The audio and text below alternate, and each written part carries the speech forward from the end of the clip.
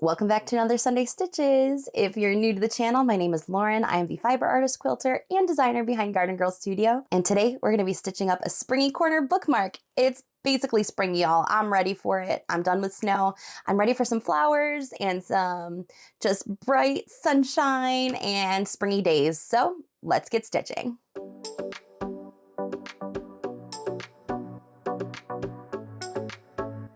So to get started, I'm going to be using my stick and stitch stickers as a reference for the design that we're going to put onto our corner bookmark. I would normally use a stick and stitch sticker, but I want this project to move right along. I'm going to just draw up my design directly onto my bookmark. The reason why I'm doing that is because I want you to see the final results. I want to finish this project. I don't want you to have to wait for me to rinse out my bookmark stitches and to let it dry. So I'm going to go ahead and just use my Frixion pen, which is heat erasable. When we're all done stitching, I can just quick boop it with my iron. The marks will be gone and we'll go from there. I've picked out my colors. I'm ready to stitch. So let's dive in. I'm going to walk you through the stitches that we're going to go through with this project. We're going to be going through the woven wheel today, as well as a lazy daisy stitch, some French knots. If you're new to hand embroidery, I have a whole embroidery tutorial playlist, and I'm going to link all of the different stitches that we're going through. I have videos that you can watch if you want to know how to do a woven wheel rosette, if you want to know how to do a lazy daisy stitch, if you want to know how to do a French knot. I have those videos. I'm going to link them in the description below so you can go check them out. I'll go nice and slow so that you can see exactly how to do each of the stitches that we're going to be talking about today. So without further ado, let's dive in and start stitching. So one of these triangles is going to be the back of my bookmark and the other one's going to be the front. We're going to stitch on the front of the bookmark. These triangles are 3.5 inches by 3.5 inches. Honestly, it started as a square and I just cut it in half. Gives me the front and the back of my bookmark. We're going to wind up putting them together, sewing down the edges to create our corner bookmark. So to get started, normally, like I said, I would use my stick and stitch stickers. This is from my floral and mushrooms collection. These are great for using on surfaces that are hard to trace. So hats, felt, like this wool felt bookmark that we're stitching up today, sweatshirts, blouses, things like that. You can stick them to anything, stitch directly through them, and then you just wash them away in water. But I want this project to be finished today so that you can see it. I don't want to wait for it to dry, so I'm going to kind of be using these as reference. So normally I would stick the sticker right on, and this kind of gives me an idea of like our stitching space. I do want to leave a little bit of room on the edges so that we can sew our back and our front together. So I'm thinking something this size is probably going to be good. All I'm going to do is anywhere you see one of these wheel looking circles, that's going to be our woven wheel. It's going to be a rosette. So I'm just going to put one kind of right in the middle. And again, it doesn't have to be perfect. We're going to cover it up, and anywhere our stitching doesn't cover, we're just going to hit it with a little bit of iron, a little bit of heat, my Cricut mini press, and it's going to disappear. So I'm going to go ahead and, if that's the center, I'm going to make my little spokes. You want an odd number of spokes for any whole circles, even number if it's like a half circle. And that's our first rosette. I'm going to put a few of these daisies just around, and I'm just going to be making little teardrop shapes. So we're going to put kind of one in this corner, like this. And we'll give it a little fourth petal. I'm going to put one kind of facing this corner. We'll do 3 for this one. Again, it doesn't need to be perfect. No one's going to know where your lines were. And I'm going to put one in this corner. Okay. Perfect. We can add some leaves. I think we're going to add our little zigzaggy leaves. I like those. So let's add one kind of jetting out toward this far corner. And all you're going to do is just make a little zigzag line. You're going to make a line, come to the center of it, and make another line, center of it, make another line, center of it, make another line. And when you're ready, you just kind of make one line coming out. And we'll do a couple small ones right up here too. We'll do like a 3. 1, 2, and 3. And then let's add in a few French knot berries to the sides. You know what? We're going to add a couple berries down here too, because I think it'll look cute. Okay, that's going to be our design. That's what we're referencing. I've already picked my floss colors. Make sure to choose colors that are going to be in high contrast to your felt background. Personally, I'm using a wool felt, but you can go to your local craft store and get any type of felt. This should work. I'm not going to be using an embroider hoop because this is thick enough that it should be nice and stabilized for me, but I'm not going to be pulling super hard either, so it should be just fine. So now I'm going to thread up the color that I want my rosette in the center, which is going to be, for me, this bright pink color. I'm going to be using all 6 strands, so I'm going to go ahead and I'm going to thread a needle. To get started, you're going to come up the end of one of your spokes. So if this is your wheel, all of these lines are spokes in the center of your wheel. So you're going to come up the end of one of your spokes and you're going to stitch back toward the center. You could start by bringing your needle up in the center of your project, but then you run the risk of the knot getting caught as you're stitching back to the center. And you're going to go ahead and do straight stitches for all of the spokes in your wheel. What I love about the woven wheel is that it looks like a super complicated stitch, but really it's actually super simple, but it has a really impactful florally outcome. So we're going to go ahead and we're going to stitch up all of these spokes.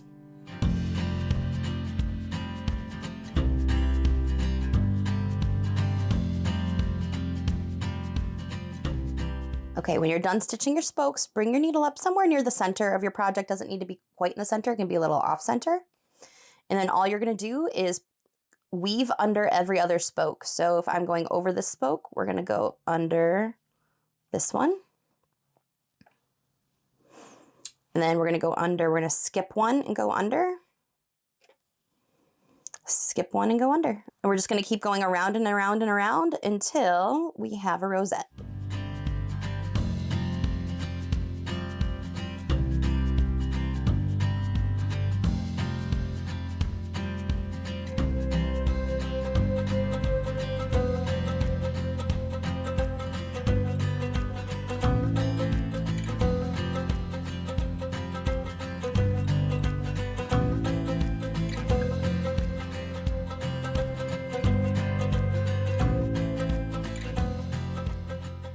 And if you start to run out of thread, make sure you still leave yourself a couple of inches so that you can anchor off a knot on the back of your project before you run out of floss. Personally, I'm getting pretty close, but you can see like there's still a few spokes kind of sticking out. I might try to go around one more time, but you can also just bring your needle down and scallop a little bit around the edges to cover up those spokes if your spokes were drawn unevenly. I do that all the time. In this case, my spokes are kind of getting hidden without me having to scallop. So I think we might actually be okay. I'm going to put one more tuck here. And I think we're actually pretty good. So I'm just going to bring my needle down nearby and I'm going to anchor off on the back. And then next we're going to choose our color for our daisies. So normally when I'm doing my lazy daisy stitches or my daisy stitches, I would use 3 strands of the 6-strand floss, so like half of a strand, so it's a little bit thinner. But when I'm doing these big bold projects, like if I'm doing a knit hat or a bookmark, I really like my floral work to pop. So I'm actually going to use all 6 strands. But if you want to use less, it's totally up to you. It's your project. I say take some creative license and make it your own. For our lazy daisies, we're going to come up and bring our needle up from the back side in the center of our daisy. And then we're going to make our teardrop shapes. So I'm going to kind of hold my floss out of the way, bring my needle back down in the center, very close to where I came up. I'm going to leave a loop. I'm going to bring my needle out at the outside of that petal shape, toward the outside of our teardrop, and I'm going to make sure I catch it on my loop. I'm going to let it rest. If you pull tighter, the loops will become narrower. If you leave it loose, you're going to have a little bit more of a rounded loop. And then to hold that loop in place, I'm just going to bring my needle down just outside of that loop and tack it into place. I'm going to continue doing this until I have a daisy. So I'm going to come back up in the center again and choose another petal. Hold my floss to the side with my thumb. And we're going to do this all the way around.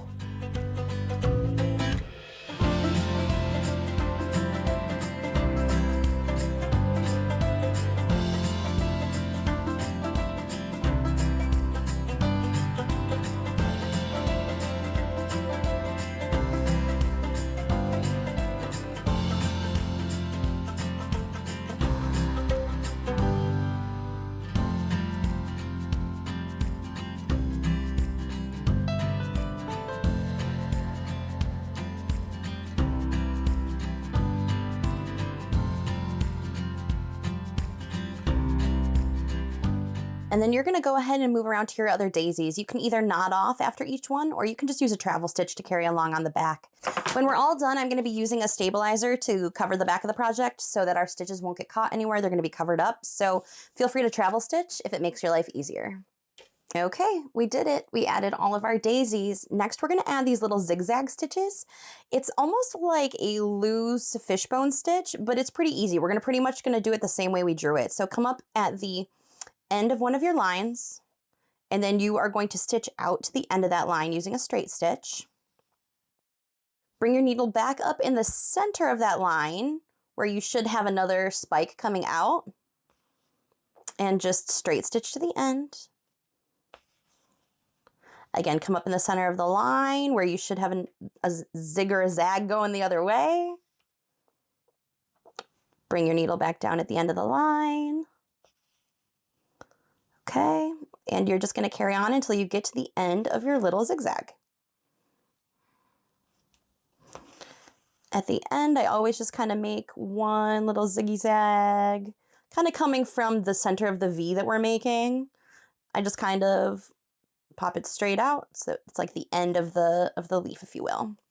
Okay, and you're going to do that for all of your zigzags all the way around on your bookmark. And for these zigzags, I am going to be tying knots off at the ends because even though nothing's warping, I just don't want it to like pull back as I'm trying to stitch around with my travel stitches. So feel free to tie off knots at the end. I am again using all 6 strands. Normally for like a standard embroidery project, I'd probably be using 2 or 3, but because I want this to pop on the felt, I'm using all 6. If you don't love where your lines were that you drew, it's okay. No one's gonna know where they were to begin with, so go ahead and you can just kind of stitch where you think they should be or kind of draw in another line to kind of guide yourself. I do that all the time. No one's gonna know where your original lines were, so make it easy on yourself. We don't have to be perfect. Just kind of keep stitching all the way around. We have our little feathering zigzags in there to kind of give us some leaf work. Next, we're going to be doing our French knots, and I'm going to be choosing this like darker coppery color. And for this one, I am only going to use half, so I'm only going to use 3 out of the 6 strands of my floss. So I'm going to go ahead and get that threaded up now. I'm going to add French knots to the centers of our daisies and to our little quote unquote berries that go right around our project. I'm going to be doing 3 loops around my needle. And again, I have 3 strands of floss. That should give us a nice size French knot. I want this one a little bit more centered though. There we go. Into the center. There we go.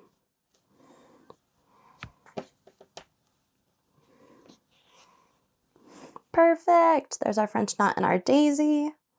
And now let's go ahead and add our berries.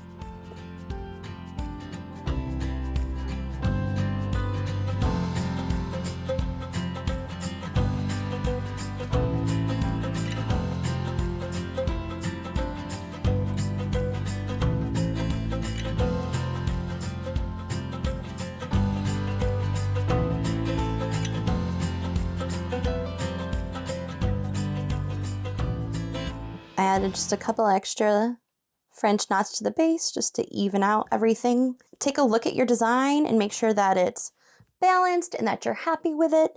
And then when you're all set, we're going to go ahead and stitch the back to the front. I'll show you how that's done. Okay, once you're happy with all of your stitching and you love it, you're going to flip over all of your stitching to the back side.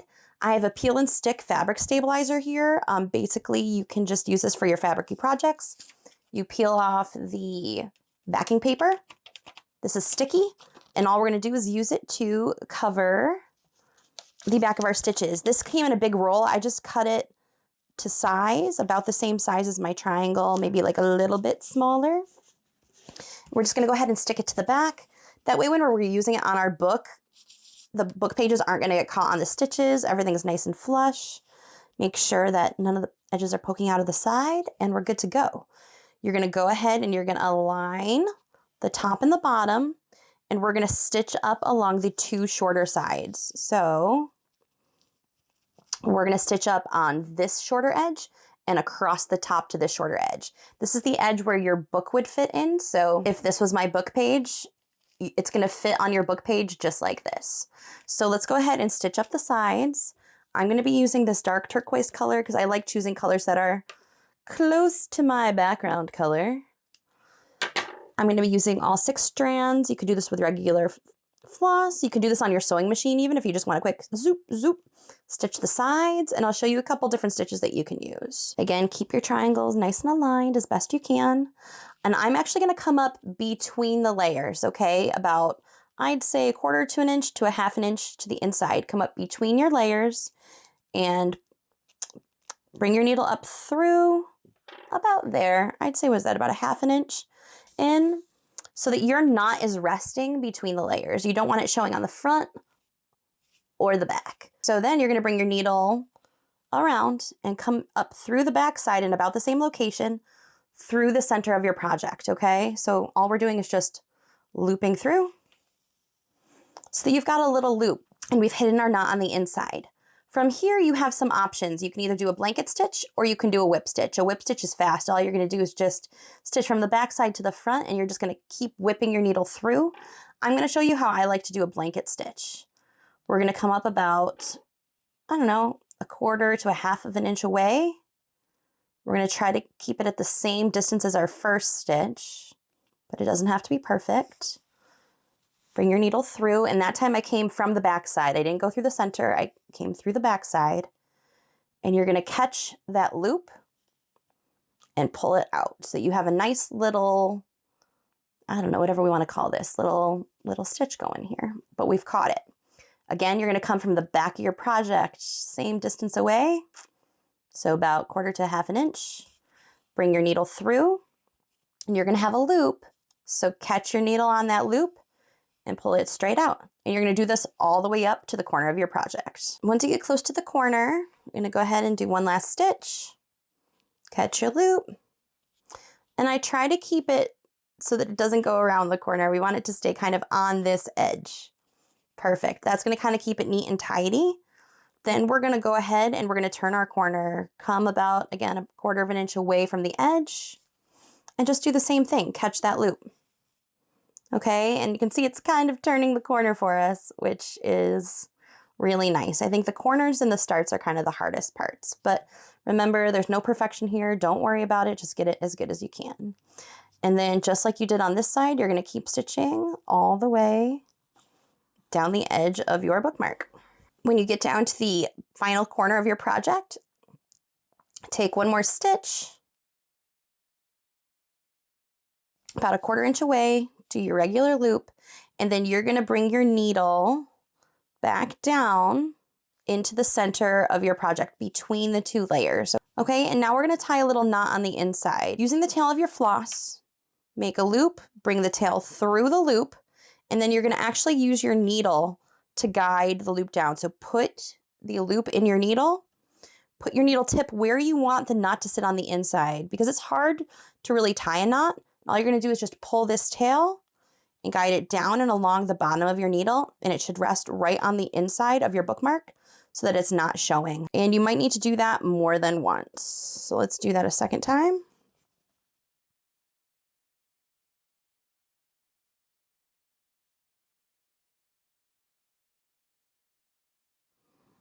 There we go. And that should be resting right along the edge of your fabric on the inside of your project.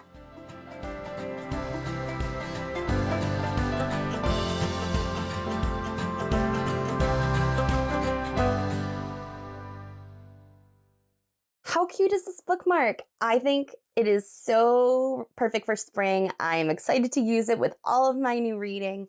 I think these make for great gifts, Easter gifts. You can gift them to your bookish friends. Florals are good any time of year, to be honest with you. So I hope you had fun with this project. If you have any questions, drop them in the comments below. Remember, I have tutorials for these stitches, also linked below. And I have my stick and stitch sticker packs, if you like these types of projects, linked in the description as well. I am so glad you were here. Be sure to stay tuned. Next week, we're going to be updating our temperature stitch along. It's not too late to join us, and I hope to see you there. It's a lot of fun. We are basically taking the daily temperatures, and we're going to be stitching them out into a super cool project. So I hope you'll join me if you haven't already, and I will see you next week, friends. Until next time, happy stitching.